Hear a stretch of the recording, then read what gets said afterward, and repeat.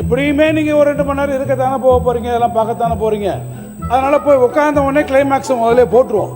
பேரவைத் தலைவர் தூங்கிட்டும் படுத்துக்கிட்டும் பொத்திக்கிட்டும் படுத்துக்கலாம். படம் நல்லா இருந்தால் மக்கள் உண்மையாக இருந்து தேட்டரில் கிளைமேக்ஸ் வரைக்கும் பார்ப்பாங்க. நீங்கள் சொல்கிறத பார்த்தா இந்த படம் எப்படியும் ஓடாது, இந்த படம் நல்லா இருக்காது. இப்பெல்லாம் வந்து படங்களில் 2 கிளைமேக்ஸ் இருக்குது. முதல்லையும் கிளைமேக்ஸ் இருக்குது, பின்னாடியும் கிளைமேக்ஸ் இருக்குது. எல்லா கருத்தையும் கேட்கலாம், கேட்டு நான் முடிவு சொல்கிறேன். பேரவைத் தலைவர்கள் நீங்கள் ஒரு கருத்தை சொல்லுவீர்கள். நான் ஒரு பொதுவாக ஒன்று சொல்கிறேன். ஒரு திரைப்படத்துக்கே போகிறோம்னு வச்சுக்கோங்க. இந்த திரைப்படத்தில் கிளைமேக்ஸ்ன்றது கடைசியாக தான் இருக்கும். எப்படியுமே நீங்கள் ஒரு 2 மணி நேரம் இருக்கத்தானே போக போகிறீங்க, இதெல்லாம் பார்க்கத்தானே போகிறீங்க. அதனால் போய் உட்காந்த உடனே கிளைமேக்ஸை முதல்ல போட்டுருவோம்.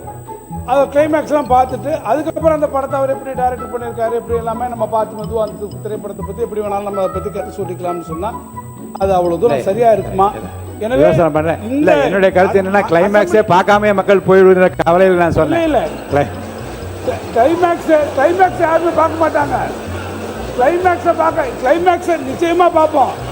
உங்களுடைய கிளைமேக்ஸு பேரவைத் தலைவர் அவர்களே, நான் முடிச்சிடறேன். என்ன இன்னைக்கு ஒரு லைட்டர் வேணாம் செய்யும். இன்னைக்கு காலையிலேருந்து ஒரு முடிவில் என்ன பண்ணுறீங்கன்னா, எதை முதல்ல சொல்லி எதை பின்னால் சொல்கிறதுன்றது வந்து காலையில் வந்த உடனே அவர் பள்ளிக்கல்வித்துறை அமைச்சரை நீங்கள் பதில் சொல்லி அப்புறம் நீங்கள் பேசுங்க, கேட்டுங்க அப்படின்றீங்க. இப்போ நீங்கள் அறிவிப்பெல்லாம் முன்னால் விட்டுட்டு அப்புறம் திருப்பி அதில் பேசுங்கன்னு சொல்கிறீங்க. பேரவைத் தலைவர் தூங்கிட்டும் பொத்திக்கிட்டும் படுத்துக்கலான்ற ஒரு முடிவுக்கு பேரவைத் தலைவர் விட்டீர்களா என்பதை நான் அறிய விரும்புகிறேன். நான் எதிர்கட்சி தலைவர் பேசுகிறேன். பேரவைத் தலைவர்களே, நம்முடைய முன்னாள் அமைச்சர் சட்டமன்ற உறுப்பினர் தங்கம் தென்னரசு சொன்னது போல, நீங்கள் தேட்டருக்கு போனோடனே கிளைமேக்ஸை போட்டுட்டீங்க, அதுக்கப்புறம் வேணுங்கிறவங்க இருந்து பாருங்க அப்படின்னு அவர் சொன்னார். நீங்கள் சொன்னீங்க மக்கள் வந்து கிளைமேக்ஸ் என்னன்னு தெரியாமல் போயிடுவாங்களோ அப்படின்னு. படம் நல்லா இருந்தால் மக்கள் உண்மையாக இருந்து தேட்டரில் கிளைமேக்ஸ் வரைக்கும் பார்ப்பாங்க. நீங்கள் சொல்கிறத பார்த்தா இந்த படம் எப்படியும் ஓடாது, இந்த படம் நல்லா இருக்காது, அதனால் முதலே கிளைமேக்ஸை போட்டுருவோம் அப்படின்னு சொல்கிற மாதிரி இருக்குது. மாண்பு சமூகத்தை இருங்க, அவர் சமூகத்தை அமைச்சு சொல்லுங்க. மாண்புமிகு பேரவைத் தலைவர் அவர்களே, இப்பெல்லாம் வந்து படங்களில் 2 கிளைமேக்ஸ் இருக்குது. முதல்லையும் கிளைமேக்ஸ் இருக்குது, பின்னாடியும் கிளைமேக்ஸ் இருக்குது. எப்போ வந்து ஒரு மாற்றத்தை விரும்ப வேண்டும், மாற்றங்கிறத விரும்பணும். நீங்கள் ஆட்சி மாற்றத்தையும் விரும்ப மாட்டீங்க, நடைமுறை மாற்றத்தையும் நீங்கள் விரும்பலை அப்படின்னா எப்படி அது சரியாக இருக்கும்? அறிவிப்புகள் ரொம்ப முக்கியமானதாக தான் நான் வந்து பார்க்குறேன். நான் இல்லை, இன்னொரு சங்கடம் இருக்குது. அமைச்சராக இருக்கிறவங்களுக்கு சங்கடம் இருக்குது, எங்களுக்கும் சங்கடம் இருக்குது.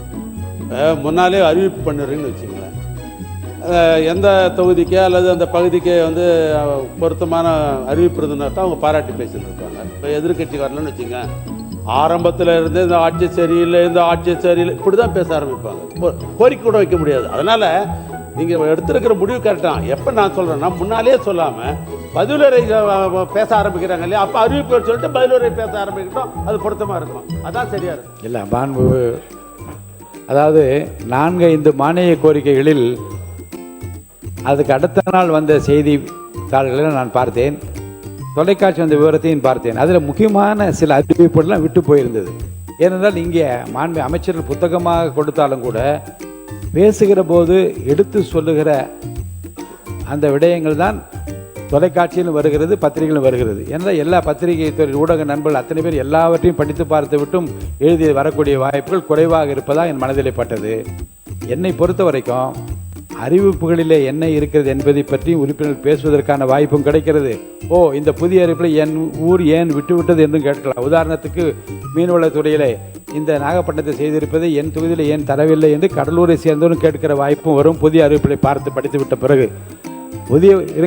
எல்லா உறுப்பினரும் பேசி முடிந்த பிறகு அவர் பதிலுரை சொல்லுகிற போது அறிவிப்புகளில் இருக்கிற விஷயங்களை பற்றி உறுப்பினர்கள் பேசக்கூடிய வாய்ப்பை இழந்து விடுகின்ற காரணத்தினாலே அறிவிப்புகளை முதலில் வெளியிட்டு பேசுவதுதான் பொருத்தம் என்று நான் கருதுகின்றேன். அதன்படி நடைமுறை தொடரட்டும்.